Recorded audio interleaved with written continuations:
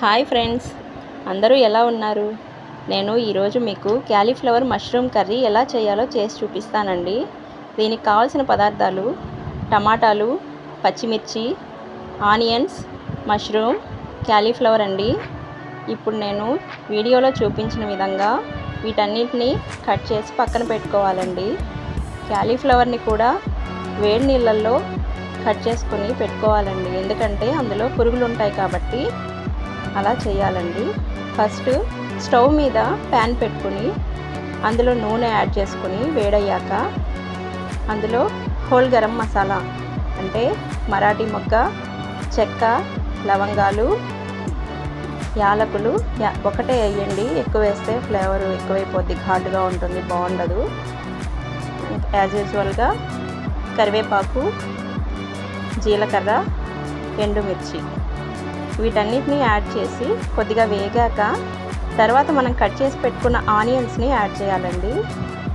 అందులో కట్ చేసి పెట్టుకున్న పచ్చిమిర్చి కూడా వేసి బాగా వేయించుకోవాలండి. ఇవి బాగా వేగాక టమాటాలని మనం కట్ చేసి పెట్టుకున్న వాటిని యాడ్ చేసి వాటిని బాగా మగ్గనివ్వాలండి. ఇవి బాగా మగ్గాక అందులో పసుపు, కారం, ఉప్పు రుచికి సరిపడా చూసుకొని వేసుకోండి. వేసి దీన్ని మొత్తాన్ని బాగా కలపాలండి, బాగా మగ్గనివ్వాలన్నమాట.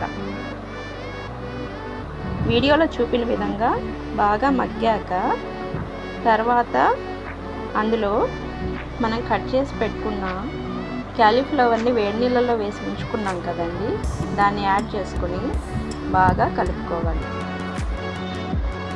కలిపాక తర్వాత మష్రూమ్ని కూడా కట్ చేసి పెట్టుకున్నాం కదండి, వాటిని కూడా యాడ్ చేసి బాగా కలుపుకొని వాటిని స్టవ్ మీద వేగనివ్వాలన్నమాట.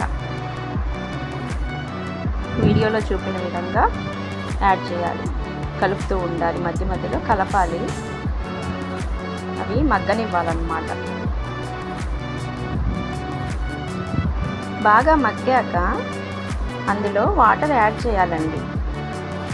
వాటర్ యాడ్ చేసి ఒకసారి బాగా మిక్స్ చేసి వాటన్నిటిని తర్వాత మూత పెట్టి సిమ్లో ఉంచేసి ఉడకనివ్వాలండి. మర్చిపోయాను, ఇందులో గరం మసాలా మరియు ధనియాల పొడి నేను ఇప్పుడు వీడియోలో చూపించానండి, తీసుకొని వాటిని కూడా యాడ్ చేసుకుంటే ఫ్లేవర్ బాగుంటుందన్నమాట. బాగా కలుపుకొని తర్వాత మనం మూత పెట్టేసి సిమ్లో పెట్టి ఉడికించుకోవాలన్నమాట. ఇది బాగా మగ్గాలండి, ఉడకాలండి. క్యాలీఫ్లవర్ కాస్త ఉడకాలి, మష్రూమ్ కూడా ఉడకాలన్నమాట. సిమ్లో ఉడికితే టేస్ట్ బాగుంటుందన్నమాట.